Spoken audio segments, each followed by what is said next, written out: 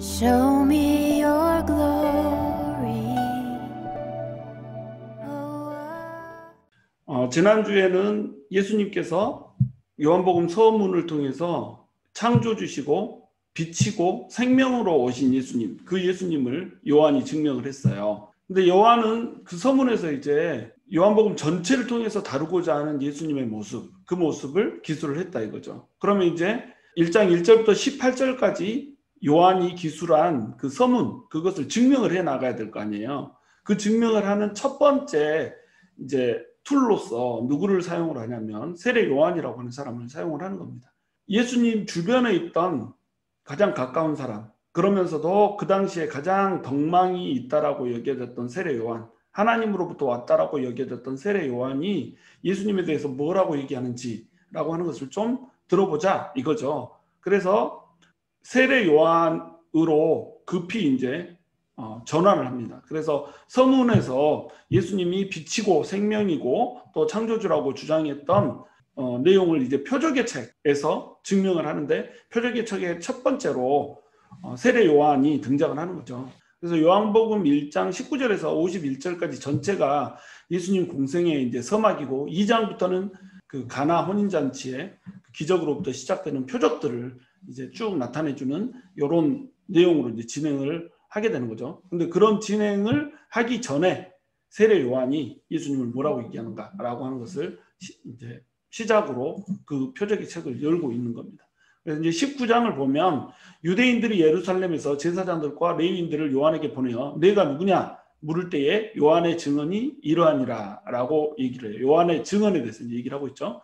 유대인들이 예루살렘에서 왔어요. 예루살렘에서 온 유대인들은 유대인들이 예루살렘에서 제사장과 레위인들을 보냈으니까 제사장들과 레위인을 유대인들 전체가 보내지는 않았을 거 아니에요. 제사장들과 레위인을 보낼 만한 사람들이 보냈겠죠. 그래서 예루살렘에서 제사장들과 레위인들을 보낸 유대인들은 누구냐면 산헤드린 공회의 지도자들이다, 이렇게 봐야 된다는 겁니다. 산헤드린 공회라고 하는 것은 그 당시에 이스라엘의 종교를 휘어잡고 있던 종교 지도자의 핵심 리딩 그룹이었어요.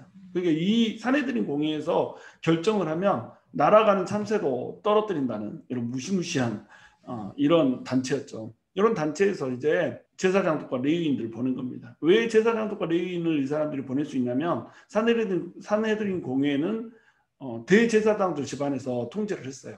그래서 나중에 보면은 안나스와 가야바가 예수님을 잡아갈 때 자기의 집으로 예수님을 잡아가잖아요. 자기들이 살고 있는 집 안나스와 가야바 대제사장들, 당시에 대제사장으로 섬겼던 자들의 집으로 데려간단 말이죠. 그리고 거기에 산헤드린 공회를 소집을 해요. 그러니까 그만큼 이들은 힘이 있었다 이거죠. 그래서 이들이 제사장과 레위인들을 보냅니다. 제사장들과 레위인들은 둘 다 레위지파 출신이죠. 레위지파 출신인데 제사장들은 레위지파 중에서도 특별히 이제 아론의 후손들이에요. 그래서 이 사람들이 아론의 후손들만 제사장을 쭉 이렇게 할 수가 있었죠. 그런데 레위 지파 중에는 아론의 후손만 있는 게 아니잖아요. 그래서 아론의 후손을 뺀 나머지 레위 지파들은 레위인들로 이렇게 불렀던 거예요. 그래서 이 사람들은 성전에서 이 예배, 성가, 행정 업무 이런 것들을 도맡아서 하면서 이제 하나님의 성전을 섬겼고 또 하나님의 백성들, 성도들을 섬기는 이런 일을 맡았던 게 누구냐면 레위인들인 겁니다. 이 사람들을 이제 보낸 거예요. 그러면 제사장과 레위인들을 왜 보냈을까요? 제사장들과 레위인을 보낸 이유는 뭐냐면 지금 세례 요한이 모든 이스라엘 백성들에게 회개의 세례를 주고 있는 거예요. 물 세례를 주고 있는 겁니다. 물 세례라고 하는 것은 의식이거든요. 어떤 의식? 씻어내는 의식. 그러니까 정결하게 하는 예식이었단 말이죠. 그럼 정결하게 하는 예식은 아무나 할 수 있는 게 아니라 제사장만 할 수 있는 일이었던 거죠. 근데 세례 요한이 이제 세례를 주고 있다고 그러니까, 그리고 많은 사람들이 세례 요한에 찾아가서 회개를 베푸는 그 물세례를 받고 있다고 그러니까 이제 도대체 이 사람이 누구길래 세례를 주는가라고 하는 질문이 생길 수밖에 없었던 거예요. 그래서 세례 요한이 세례를 주는 것이 정말로 하나님께서 주신 권위를 가지고 하는 것인가 아니면 지 멋대로 하는 것인가, 이것을 좀 체크를 할 필요가 있었던 거죠. 그래서 제사장과 레위인들을 보낸 겁니다. 왜 레위인들과 제사장을 보냈는지 그 이유와 그 질문의 의도, 네가 누구냐 라고 하는 그 질문의 의도, 여기 이것은 다음 절에 보면 드러날 수가 있어요. 질문을 정확히 뭐라고 했는지는 드러나지 않지만 요한의 대답을 보면 이제 그것이 드러나는 거죠. 그래서 20절에 보면 요한이 드러내어 말하고 숨기지 아니하니 드러내야 하는 말이 나는 그리스도가 아니라 한데, 이렇게 얘기를 하고 있어요. 지금 이 사람들은 내가 누구냐라고 하는 질문을 할 때 무엇을 염두에 두고 질문을 했냐면 지금 네가 그리스도냐라고 하는 것을 염두에 두고 얘기를 했다는 거예요. 유대 종교 지도자들의 관심은 지금 메시아의 도래예요. 지금 이 시대는 메시아를 대망하고 있는 시대예요. 어떻게 하면 우리가 지금 로마의 압제 가운데서 있는데 이 로마의 압제로부터 벗어나서 자주 독립국가를 이룰 뿐만 아니라 정말로 유대인들이 세계의 이 중심이 된, 세계의 지도자가 된 그러한 나라를 세울 수 있을 것인가, 이런 것들을 기대하고 살았던 거죠. 그런 것들을 기대하고 사는데 유대인들 자기 힘으로 안 되니까 반드시 메시아가 와야 되는 거예요. 그 메시아를 이들은 기다리고 있었기 때문에 지금 갑자기 대중들의 관심을 끌면서 대중들에게 회개의 세례를 주는 이 행동을 하는 사람, 이 사람이 메시아가 아닐까라고 하는 기대를 하게 됐던 겁니다. 근데 여기에는 이제 점검이 필요한 거죠. 그래서 이제 네가 누구냐라고 하는 질문 속에는 네가 그리스도냐라고 하는 질문이 포함되어 있는 겁니다. 이게 질문의 의도인 거예요. 그런데 세례 요한의 답은 뭐였어요? 나는 그리스도가 아니다, 이렇게 대답했죠. 맨 처음 서론에서 설명했듯이 그리스도라고 하는 말은 헬라어라고 그랬죠. 이 헬라어는 뭘 번역한 거예요? 히브리어 메시아를 번역한 거죠. 그럼 이 메시아는 무슨 뜻이라고 그랬죠? 기름 부음을 받은 자라는 뜻이라는 겁니다. 메시아 자체가 기름 부으심을 받은 자라는 뜻이에요. 그리스도도 그대로 의미를 옮겨놓은 게 이제 그리스도가 되는 거예요. 그래서 이 사람들은 네가 메시아냐? 라고 물어본 거죠. 이 사람들이 기다리고 있던 메시아는 세 가지 형태의 메시아를 기다렸어요. 어떤 사람은 다윗의 자손으로서의 메시아를 기다렸어요. 왜냐하면 너희들한테 내가 이 메시아를 보내줄 텐데 그 메시아가 다윗의 왕권을 가지고 온다라고 그랬거든요.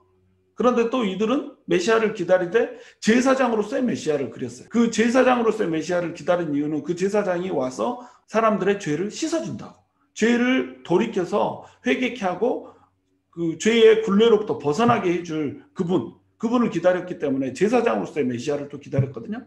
또 그 선지자로서의 메시아를 대망했어요. 그 선지자는 모세를 통해서 하나님께서 약속해 주신 선지자, 다시 얘기해서 모세와 같은 선지자를 보내주겠다고 약속했는데 보내주기로 약속된 그 선지자가 언제 올 것인가 라고 하는 것이 그들의 기대였다는 거죠.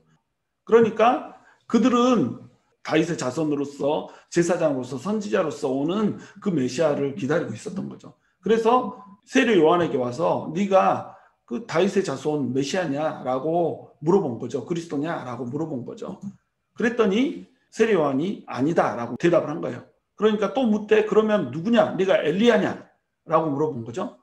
그랬더니 세례 요한이 또 이르되 나는 아니라. 엘리야는 누구예요? 구약 시대에 가장 위대했던 선지자, 구약의 선지자들의 대표라고 얘기할 수가 있어요.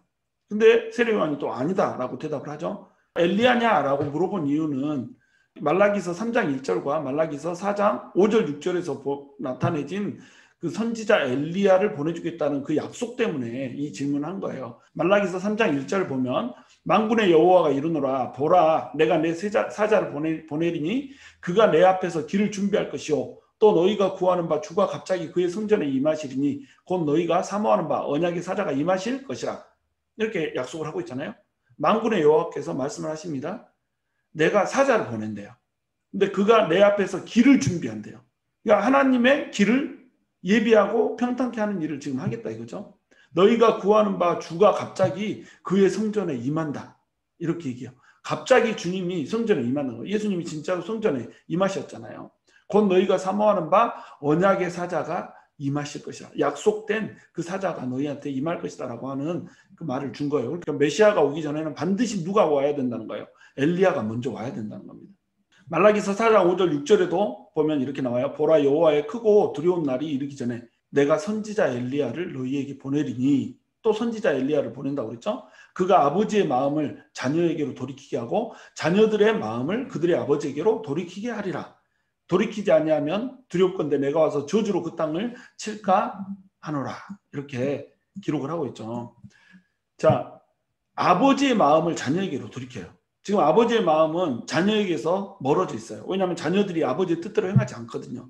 그러니까 자녀들이 아버지의 지금 원수가 돼 있는 거예요. 근데 아버지의 마음을 자녀에게로 돌이켜서 화목하게 한다 이거죠. 자녀들의 마음은 또 아버지한테로 가 있지 않아요. 자기들의 번영만을 생각하면서 아버지를 버려버렸어요. 그러니까 그 자녀들의 마음을 아버지께로 돌이키게 할 자, 이 사람이 오겠다는 거예요. 그 사람이 언제 온다고요? 여호와의 크고 두려운 날이 이르기 전에 엘리야가 올 거라는 거예요. 선지자 엘리야를 보낼 것이다 이거죠. 그럼 여호와의 크고 두려운 날은 무슨 날이에요? 심판의 날이라는 겁니다. 심판의 날. 결국 최종 심판이라고 하는 그 심판도 있지만 예수님 시대에 있었던 그 유대인들에 대한 심판의 날, 이것을 이제 1차적으로 의미를 하겠죠. 그래서 많은 사람들이 선지자 엘리야를 기다렸던 겁니다. 이제 세상의 끝날이 가까웠고 이 세상의 끝날이 되면 선지자가 엘리야가 올 것이다. 그래서 거짓 선지자들은 엘리야처럼 복장을 입었었어요. 엘리야가 어떻게 하고 다녔죠? 약대 털옷을 입고 다녔잖아요. 가죽 옷을 입고 가죽 허리띠를 띠고 이러고 다녔단 말이죠. 그러니까 거짓 선지자들이 자기가 엘리야인 것처럼 이렇게 행동을 하면서 인기를 끌려고 하면은 엘리야처럼 복장을 꾸미고 이런 식으로 자주 등장을 했던 겁니다. 근데 세례 요한도 보면은 세례 요한이 약대 털옷을 입고 석청을 먹으면서 이렇게 살았잖아요. 엘리야처럼 이렇게 지냈던 거죠. 그러니까 많은 사람들이 세례 요한을 보내주기로 했던 그 엘리야라고 기대를 했던 겁니다. 그래서 네가 엘리야냐? 라고 물어봤던 거예요. 그랬더니 세례 요한이 뭐라 그래요? 나는 아니라 이렇게 대답을 한 겁니다. 근데 여러분 이제 예수님께서 엘리야가 진정으로 왔다라고 말씀을 하세요. 근데 이 엘리야가 세례 요한이라는 겁니다. 그러면 세례 요한은 자기가 엘리야가 아니라고 그러고 예수님은 엘리야라고 하고 그러면 이게 서로 모순이 되잖아요. 이 모순은 왜 생기냐면 세례 요한은 영혼 회귀설의 관점에서 질문한 것에 대해서 지금 아니라고 대답을 한 거예요. 유대인들은 엘리야를 보내준다고 하니까 어떤 오해를 했냐면 엘리야가 죽음을 맛보지 않고 승천했잖아요. 죽음을 맛보지 않고 승천한 그 엘리야가 진짜로 세례 요한으로 딱 다시 태어나가지고 오는 것, 영혼이 세례 요한의 몸을 입고 회귀하는 것, 이런 식으로 이제 믿었던 겁니다. 세례 요한은 이것에 대해서 노한 거예요. 나는 엘리야가 살아서 돌아온 존재가 아니다. 근데 예수님은 예스 했죠. 예수님께서 세례 요한을 엘리야라고 했던 이유는 뭐냐면 역할과 임무가 그렇다는 거예요. 이게 이제 공관복음에서 나오는 거거든요. 마태복음, 마가복음에서 엘리야라고 예수님께서 세례 요한을 엘리야라고 얘기해 주는 장면, 이 장면이 나오는 거예요. 마태복음, 마가복음에서는 그렇게 직접 얘기하셨고 누가복음에서는 이제 누가가 이제 기록을 하죠. 엘리야의 심령을 가지고 와가지고 백성들을 하나님께로 돌이킬 자로 세례 요한을 이제 소개를 하고 있는 겁니다. 예수님의 말씀은 아니죠. 누가의 말이죠. 하여간 세례 요한이 곧 보내주기로 한 엘리야라고 하는 거예요. 말라기서에서 제시된 엘리야의 모습, 예수님 전에 메시아 전에 올 엘리야의 모습은 첫 번째 메시아가 오기 전에 와야 된다는 거예요. 말라기서 3장 1절에 그렇게 제시를 하죠. 그 다음에 제2성전이 무너지기 전에 와야 돼요. 두렵고 어두운 날이 오기 전에 와야 되는 거죠. 그래서 말라기서 3장 1절에 이렇게 두 가지 조건이 제시되어 있습니다. 그리고 이 사람은 와서 뭐를 해야 돼요? 회개의 메시지를 선포해야 된다. 돌이키라는 거예요. 그러면 엘리야는 이 세 가지 조건에 세례 요한은 이 세 가지 조건에 다 만족을 해요, 안 해요? 만족을 하죠. 세례 요한은 모든 조건을 충족을 한 보내주기로 했던 그 엘리야가 맞는 겁니다. 그런데 영혼 회귀설의 관점에서 물어봤기 때문에 아니다라고 대답을 했던 거예요. 자, 그러면 이제 다음 질문이 뭐냐면 네가 그 선지자냐라고 이제 질문을 했죠. 그랬더니 세례 요한이 또 아니다라고 대답을 한 거예요. 이 그 선지자냐라고 하는 질문은 뭐냐면 신명기 18장 18절에 보면 모세와 같은 선지자를 너희에게 보내줘서 아버지의 말씀을 너네에게 명령할 것이고 너네는 그 아버지의 말씀을 따라야 될 것이다 라고 하는 것을 지금 예언을 해주셨거든요. 그러니까 유대인들은 뭐를 기다리고 있어요? 모세와 같은 선지자가 반드시 올 거라고 하는 것을 지금 기다리고 있다는 겁니다. 모세는 근데 유대인들한테 어떤 일을 했던 사람이죠? 율법을 전해줬던 사람이에요. 그러니까 이스라엘 백성들이 종 노릇하고 이 애굽에서 노예 생활을 하고 있을 때 그 노예 생활에서 건져서 어디로 가나안 땅으로 약속의 땅으로 이끌어내 주잖아요. 그러면서 율법을 주셔서 하나님의 나라 백성답게 살 수 있게 요 일을 하게 해주는 것이 바로 모세가 했던 일이라는 거죠. 근데 이 모세와 같은 선지자를 하나님께서 보내주시겠다는 거예요. 바로 이분이 이제 예수님이라는 거죠. 근데 예수님은 사실은 모세와 같은 선지자지만 모세보다 훨씬 더 뛰어난 자이신 선지자인 거예요. 세례 요한은 자기가 아니라고 대답을 해요. 그리고 예수님도 세례 요한은 그 선지자가 아니라고 그래요. 그런데 마태복음 11장 9절에 보면 선지자보다 나은 자라고 이제 얘기를 하죠. 약속된 엘리야와 모세라고 하는 것을 이 사람들은 기대하고 있었어요. 이제 종말론적 관점에서 기대하고 있었던 거죠. 로마가 지금 압제하고 있는 이 세상은 끝나고 새로운 세대가 올 텐데 이 새로운 시대가 올 때는 반드시 엘리야와 모세가 와야 될 것이다 라고 이제 생각을 했던 거예요. 근데 예수님은 어떤 존재죠?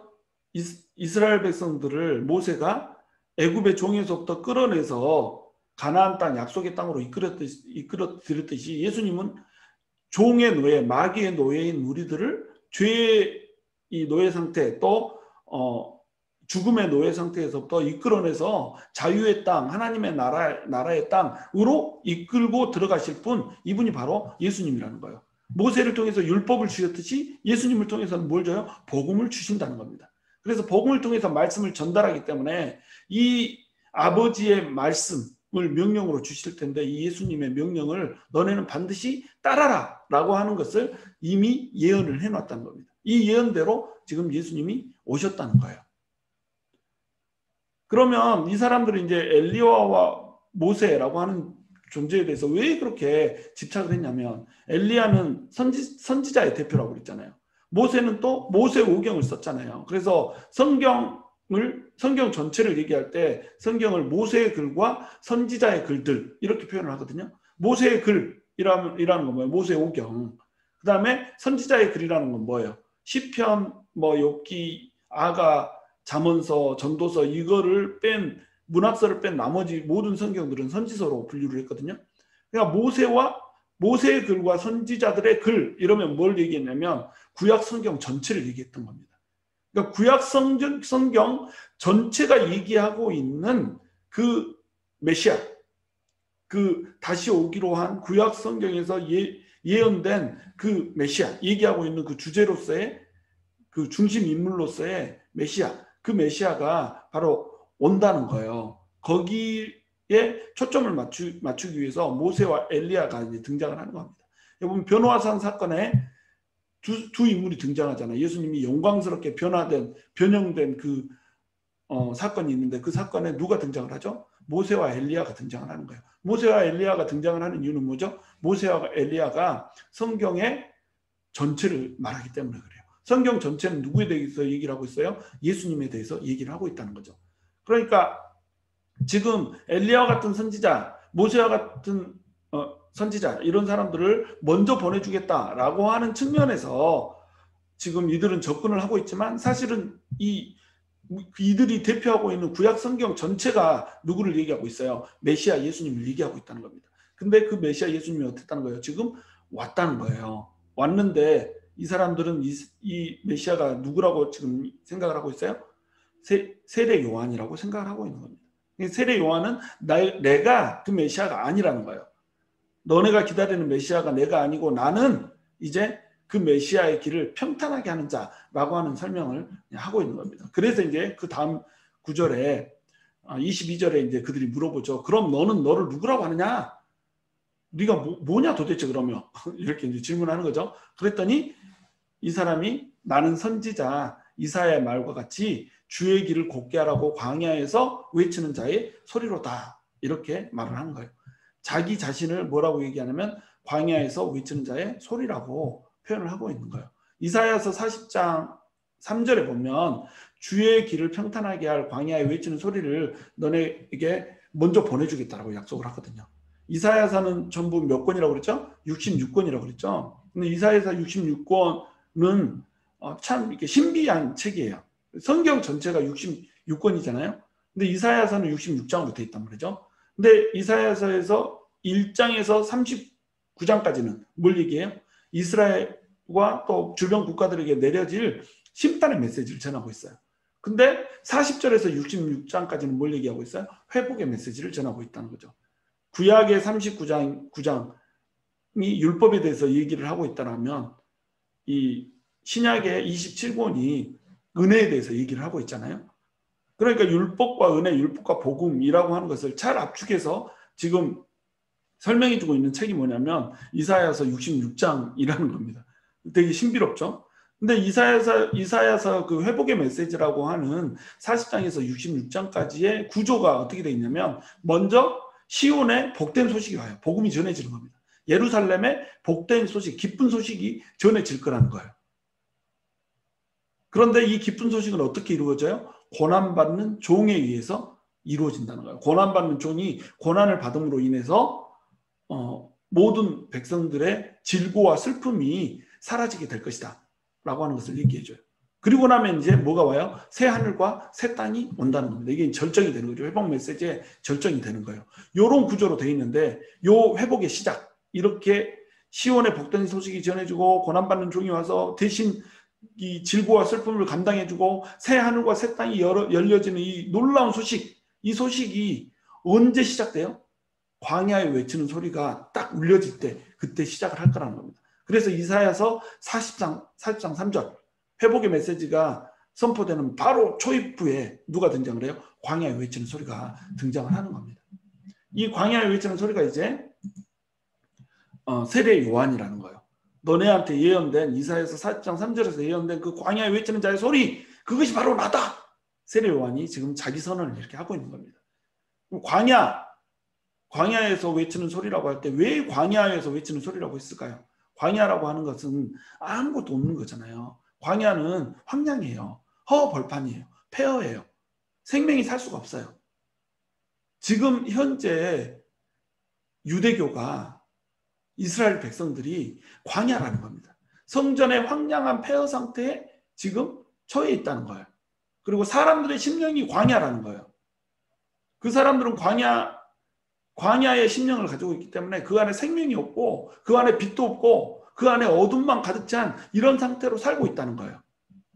그런 상태가 바로 지금 현재 메시아를 대망하고 있는 그들의 상태였던 거예요. 그런데 여기에 외쳐지는 소리, 이 소리라고 하는 이 소리는 그냥 소리가 아니라 쓸모없는 소리라고 하는 그 의미로 쓰는 그 소리거든요. 하나님의 말씀이 선포되는데 하나님의 말씀이 쓸모없을 리가 없잖아요. 하나님의 말씀은 존귀하고 반드시 이루어질 권능의 말씀이란 말이죠. 근데 이 말씀을 쓸모없는 소음으로 이 사람들이 만들어버린 겁니다. 이 당시의 사람은 하나님의 말씀이 선포됐어요. 세례 요한의 말씀이 선포됐고 회개하라 천국이 가까웠느니라 라고 하는 명확한 메시지가 주어졌는데 회개하고 돌이키질 않았어요. 엘리야를 먼저 보내주셔서 자녀의 심령을 아버지께로 돌이키게 하려고 아버지가 말씀을 주셨는데 그 말씀대로 이들이 따라서 회개하고 돌이키지 않았어요. 그리고 예수님을 세례 요한 이후에 보내서 세례 요한이 선포했던 그 메시지, 회개하라 천국이 가까웠느니라, 이 말씀을 예수님도 동일하게 얘기를 하잖아요. 회개하라 천국이 가까웠느니라. 하나님 나라가 이미 너희에게 임했으니 너희는 회개하고 돌이켜서 하나님 나라 안으로 들어와라. 애타게 하나님께서 말씀을 하시는데 이 하나님의 말씀, 하나님의 소리를 이들은 쓸모없는 소리로 바꿔버렸다는 거죠. 쓰잘데없는 소리 하고 있어. 이렇게 해버렸다는 거예요. 하나님의 의미 있는 말씀을 쓸모없는 소음으로 만들어버린 이들은 광야라는 거죠. 광야. 그들이 광야이기 때문에 광야에서 외치는 소리가 아무 의미 없이 그냥 듣는 자가 없이 빵 퍼져버리는 이런 소리가 돼버린 겁니다. 그런데 이 소리를 듣고 돌이키는 자는 어때요? 살아남게 된다는 거예요. 고린도전서 1장 18절에 보면 십자가의 도가 멸망하는 자들에게는 미련한 것이요 구원을 얻는 우리에게는 하나님의 능력이라. 십자가의 도는 모든 구원을 얻는 사람들에게 하나님의 능력이 돼요.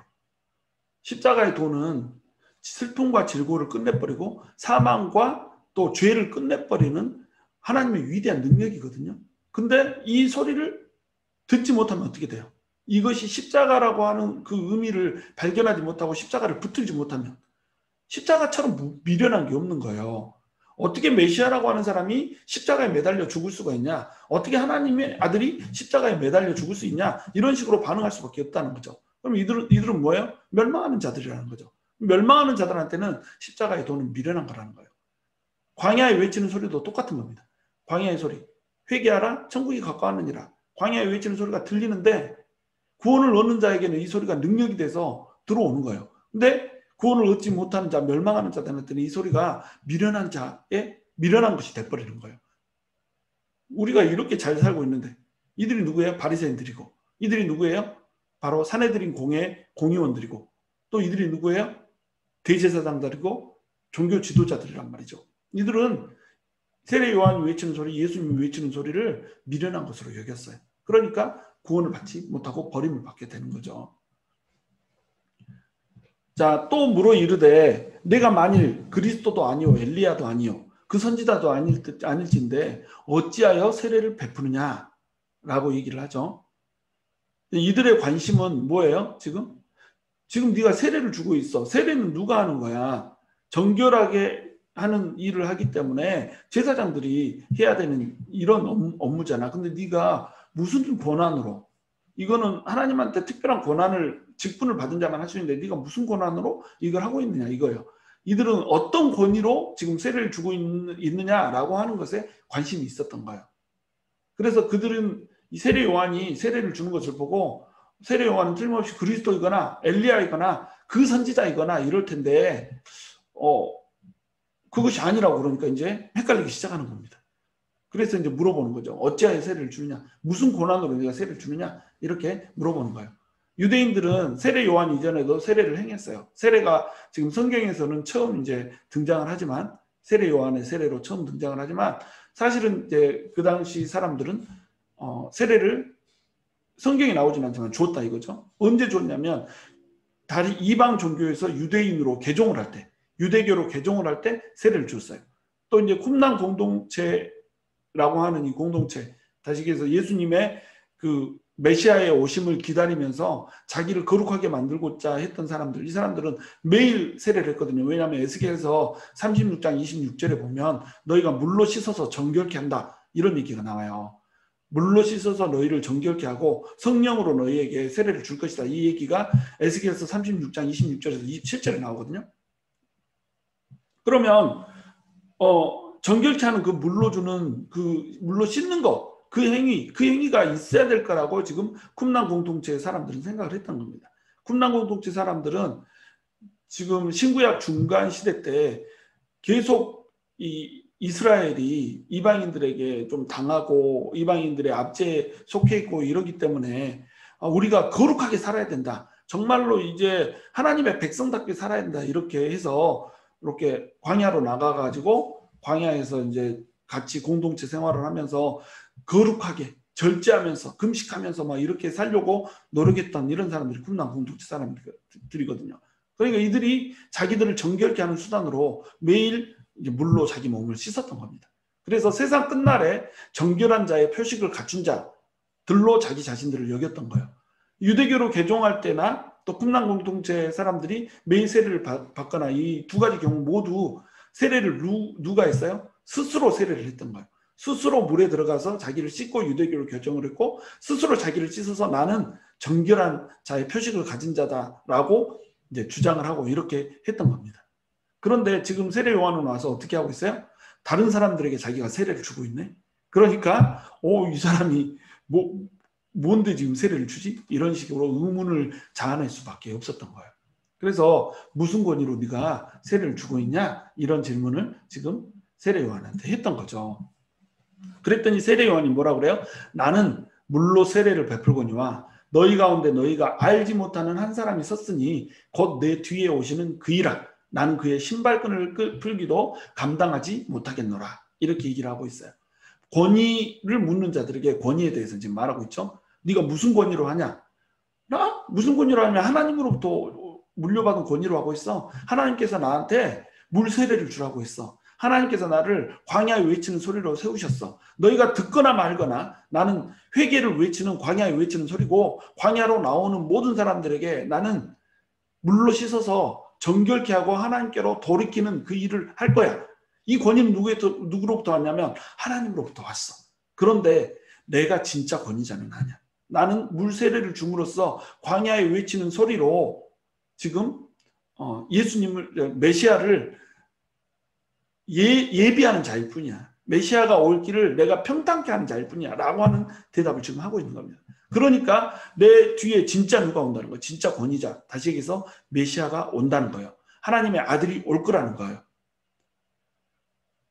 그 사람을 세례 요한은 뭐라고 얘기를 하고 있냐면 너희가 알지 못하는 분이라고 얘기를 하고 있는 겁니다.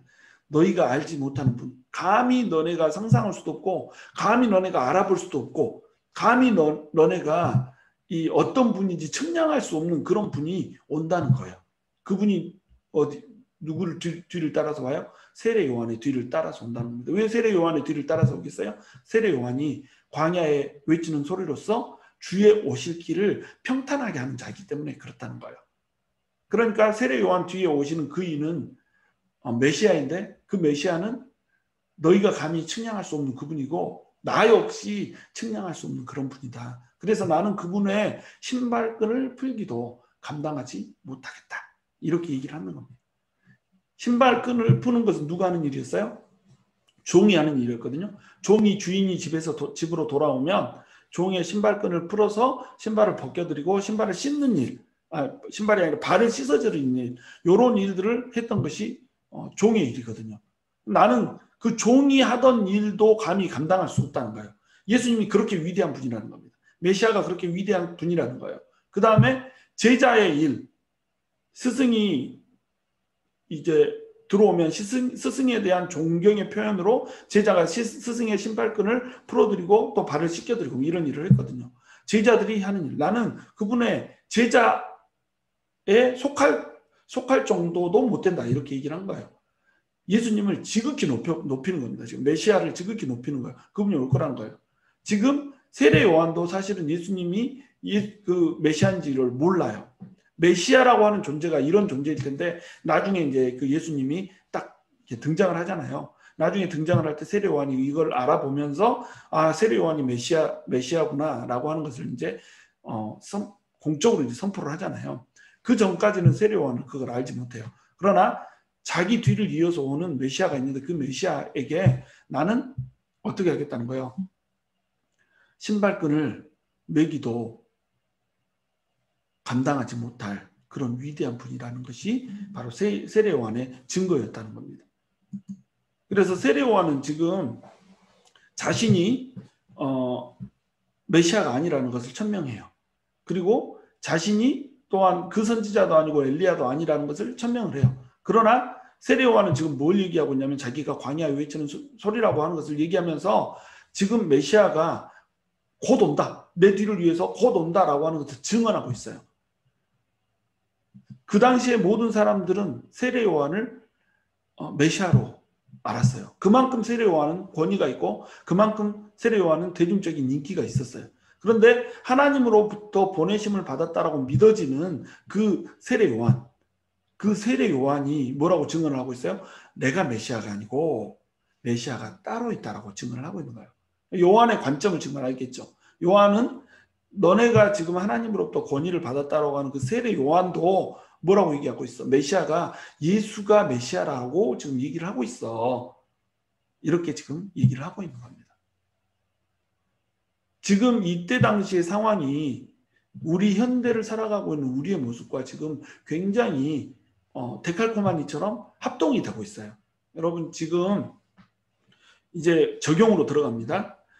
우리는 예수님의 재림을 대망하고 있어요. 이때 당시의 사람들이 이방인들의 압제에 눌려서 로마의 압제에 눌려서 정말로 숨 쉴 틈 없이 이렇게 살아가고 있을 때 그들이 할 수 있는 것은 뭐였어요? 메시아를 대망하는 거였어요. 보내지기로 한 약속된 메시아를 기다리는 거였어요. 그분이 오면 우리가 이제 이 사슬에서 풀릴 수 있다라고 기대를 했던 거예요. 지금 이 시대도 마찬가지예요. 지금 이 시대는 엄청난 메시아, 다시 해서 예수님께서 재림할 거라고 하는 그 기대감을 부풀리고 있어요. 세상이 사랑이 식어져 가고 점점 어둠이 흥황해져 가고 있어요. 그리고 하나님의 말씀이 점점 선포되고 확장되고 있으면서도 불구하고 또한 한편으로서는 하나님의 말씀을 보다 조직적이고 보다 체계적으로 거부하고 또 반박하는 이런 시대에 우리가 살고 있다는 거예요. 이런 시대 가운데 우리는 예수님이 다시 오시옵소서라고 하는 그 마라나타의 시대를 우리가 살아가고 있거든요. 이 시대를 살아가면서 우리가 지금 해야 되는 건 뭐예요? 예수님이 다시 오실 길을 평탄케 하는 일, 이 일을 우리가 지금 준비를 해야 되는 거거든요. 그러니까 지금 광야에 외치는 자의 소리로 세워졌던 세례 요한, 이 역할을 누가 지금 해야 된다는 거예요? 우리가 해야 된다는 겁니다. 그럼 광야에 외치는 자의 소리, 광야에서 소리가 외쳐질 때 왜 광야라고 그랬죠? 아무도 듣는 사람이 없다는 거예요. 하나님의 의미 없는 소리를, 의미 있는 소리를 아무런 의미가 없는 소리로 만들어버린다는 겁니다. 미련한 소리로 여겨버린다는 거예요. 헛소리로 여겨버린다는 겁니다. 그런다 할지라도 우리는 광야에 외치는 자의 소리가 되어서 광야의 소리를 전해야 된다는 거예요.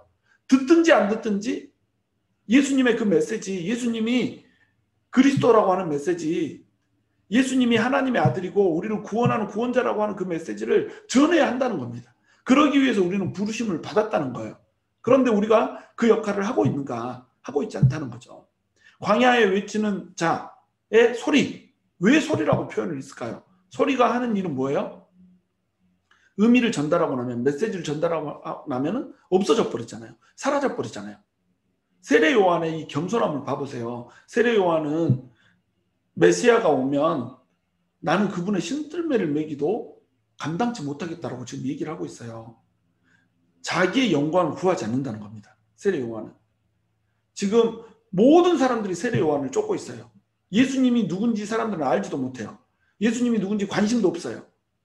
그런데 세례 요한은 지금 모든 대중들, 이스라엘 백성들에게 메시아로 여겨지고 있고 칭송을 받고 있고 또 영광을 받고 있는 이런 존재라는 겁니다. 이런 존재인데 세례 요한은 그것을 어떻게 해요? 바닥에다 내팽개쳐 버린다는 겁니다. 메시아가 올 텐데 나는 메시아가 아니고 그 선지자도 아니고 엘리야도 아니고 진정한 메시아가 올 텐데 그 메시아의 신들매를 나는 매기도 힘든 이런 존재다. 이런 존재라고 지금 자신을 어떻게 해요? 신들매를 풀기도 힘든 존재, 매기도 힘든 존재라고 자신을 표현하고 있다. 극도의 겸손을 보이고 있는 겁니다. 나는 낮춰줘야 된다는 거예요. 그래서 제자들이 이제 예수님에 대해서 얘기를 할 때 당신의 제자들이 예수님한테로 다 가버립니다. 어떻게 할까요? 세례 요한한테 이렇게 얘기를 하잖아요. 근데 세례 요한을 봐보세요. 세례 요한은 이제 다음 주에 설명을 하겠지만 예수님이 딱 등장을 하니까 예수님이 세상 죄를 짊어지고 가는 하나님의 어린 양이다라고 소개를 하면서 제자들한테 그들을 이렇게 예수님한테 인계해주는 이런 역할을 지금 세례 요한이 하고 있어요. 봐라, 세상 죄를 짊어지고 가는 하나님의 어린 양이다. 그러니까 저 사람 쫓아라 이거죠. 자기 제자들을 예수님한테 제자로 보내버려요. 이게 세례 요한이었다는 겁니다. 자기 영광을 구하지 않아요. 도무지. 그리고 제자들이 전부 다 예수님한테로 사람들이 가는데요. 그랬더니 세례 요한이 뭐라고 대답해요? 그는 흥하여야겠고 나는 쇠하여 하리라. 이렇게 얘기를 한다는 겁니다. 예수님이 영광 받을 수만 있다면, 예수님이 흥할 수만 있다면 나는 무시받아도 되고 나는 나의 가진 모든 것들을 잃어버려도 된다는 거예요. 이것이 하나님의 나라를 열망하는 자의 태도거든요. 우리가 주여 어서 오시옵소서 마라나타 목이 터지게 찬양을 하잖아요. 주님 어서 오시옵소서 찬양하면서 우리는 뭘 구해요? 우리의 영광을 구한단 말이죠. 우리의 번영을 구하고 우리가 칭송받을 것을 구한단 말이죠. 교회에서도 무슨 일 하나를 딱 이렇게 열심히 해가지고 뭔가 열매가 있고 업적이 있으면 어떻게 해요? 사람들이 자기가 그 일을 했다는 것을 반드시 드러내잖아요. 아, 내가 그 일을 했어. 꼭 드러낸단 말이죠. 어떤 사람을 전도해서 그 사람이 교회에 들어와서 잘 이제 생활을 하고 또 훌륭한 일꾼으로 세워지고 막 이래요. 그러면 어때요? 내가 전도한 사람, 자기를 꼭 드러내려고 한단 말이죠. 나는 그 사람의 아픔을 치유해줬고 나는 그 사람에게 복음을 전했고 내가 그 사람이 예수를 믿게 하는데 혁혁한 공을 세웠어 라고 하는 자기 공명심을 늘 드러내면 산다는 거죠. 이건 소리가 아니라는 거예요. 소리는 메시지를 전하고 사라지는 거거든요. 예수님이 이름을 높일 수 있으면, 예수님의 이름이 높아질 수 있다면 자기는 신들매를 풀기도 힘들 존재로 그냥 종처럼 혹 사라지는 존재거든요. 예수님이 주인이고 나는 종이 되는 자거든요. 예수님이 스승이 되고 나는 제자가 되는 존재거든요. 그런데 스승의 자리에 제자가 올라서려고 하네. 주인의 자리에 종이 올라서려고 하네. 이건 하극상이라는 거죠. 광야에 외치는 자의 소리가 돼서 없어져야 되는데 자기 소리를 막 내는 거예요. 자기를 막 드러내고 옷가에 뽕 주고 막 이렇게 막 드러내려고 하는 거예요. 이렇게 살기 때문에 우리가 세례 요한처럼 될 수가 없다는 겁니다. 세례 요한의 그 광야에 외치는 자의 소리로서 예수님을 예비하는 주님의 길을 평탄케 하는 이런 자리에 설 수가 없다는 거예요. 여러분, 솔로몬이 성전을 지을 때요, 성전을 짓는 그 도구, 이 도구로 쇠 망치를 사용하지 못하게 해요. 쇠로 된 도구를 사용하지 않고 나무로 된 도구 이걸만 사용해 가지고 짓게 하거든요. 성전을. 왜 그랬을까요? 쇠로 된 도구를 사용하면 엄청나게 많은 소리가 들리는 거예요. 돌을 뗄 때마다 뭐 이렇게 이음새를 읽을 때마다 쇠로 된 소리 가지고 쇠로 된 도구를 가지고 이용하면 돼요. 깽깽깽깽깽깽 계속 소리가 나잖아요. 이런 소리 내지 말라는 거죠. 인간의 잡소리를 내지 말라는 거죠. 인간의 잡소리를 내는 순간에 어떻게 돼요? 교회가 사분오열 쪼개지는 겁니다. 교회가 엉망이 되는 거예요. 하나님의 영광은 사라지고 개인의 영광, 자기 영광만 꽉꽉 찬 이런 교회가 돼버리는 거예요. 그러니까 그런 쇠 소리를 내는 쇠 연장을 사용하지 말라고 한 거예요. 철 연장을 사용하지 말라고 한 겁니다. 이것이 광야에 외치는 소리에도 그대로, 광야에 외치는 자의 소리에도 그대로 적용이 되는 거예요. 광야에 외치는 자의 소리는 메시지를 전하고 나면, 예수님이 영광 받으면 나는 어때요? 훅 사라지는 거예요. 뭐 그렇게 잘했다고 내가 전도했어요. 뭐 그렇게 잘했다고 내가 돌봤어요. 뭐 그렇게 잘했다고 내가 말씀 전했어요. 뭐 그렇게 잘했다고 뭐 이렇게 내 능력을 통해서 치유를 받았어요. 막 능력의 종 하면서 자기 능력을 과시하고 자기 때문에 모든 것이 된 것처럼 이렇게 하잖아요. 우리 때문에 된 것이 뭐가 있어요? 다 주님이 주시는 거지. 우리가 아무리 애를 쓰고 노력해도요, 한 사람 우리 설득할 수 없어요. 한 사람의 마음을 돌이켜서 예수님한테로 돌릴 수가 없어요. 아무리 우리가 애써도, 우리가 아무리 갖은 논리를 펴서 예수님을 전해도 하나님께서 그 마음을 열어주지 않으면 그냥 광야에서 흩어지는 소리라니까요. 그냥 미련한 자의 소리라니까요. 미련한 자로 우리는 여겨지는 자가 돼버린다니까요. 그런데 하나님께서 그 마음을 열어주니까 미련한 자가 되는 것이, 자의 소리가 되는 것이 아니라 하나님의 능력이 되는 거예요. 하나님의 능력이 되는 그 이유는 우리 때문이 아니라 예수님 때문이라는 거죠. 성령님 때문이라는 거죠. 그런데 우리가 광야에 외치는 소리가 돼서 사라지는 것이 아니라 자꾸 나를 드러내려고 그러네. 이런 태도를 지금 경계를 해야 된다는 겁니다. 우리는 메시아의 재림을 대망하는 그 시대와 똑같은 시대를 살고 있어요. 그러므로 우리는 세례 요한이 취했던 그 자세를 우리가 취해야 돼요. 우리는 제자입니까? 종입니까? 아니면 스승입니까? 주인입니까? 자꾸 이것을 뒤집으려고 한다는 거죠. 자꾸 예수님이 높여지려고 한다는 거죠. 지금 이 시대는요, 깨어 있어야 되는 시대예요. 지금 이 시대는 이제 로마의 압제에서 벗어나서 시온산에 예수님이 서고 유대인들이 이렇게 주인이 돼서 행세하는 그런 시대를 기다리는 그런 시대하고 똑같은 시대를 우리가 지금 살고 있어요. 예수님을 통해서, 메시아를 통해서 그들은 그들의 꿈을 꿨어요. 그들의 나라를 세우려고 그랬어요. 광야에 외치는 소리로 없어지려고 한 게 아니라 그들이 땅땅거리는 소리를 내면서 늘 의미 있는 존재, 늘 힘 있는 존재, 늘 풍요를 누리는 존재, 권능을 가진 존재로 그들이 살고 싶었다는 거죠. 그러니까 그들이 예수님한테 또 하나님한테 독사의 자식이다, 회칠한 무덤이다라고 하는 질타를 받았던 겁니다. 그런데 이 시대의 크리스찬들 봐보세요. 이 시대의 크리스찬들도 당시 예수님 시대에 메시아의 재림을 기다리고 있던 유대인들하고 다를 바가 하나도 없다는 거죠. 하나님의 나라를 왜 기다려요?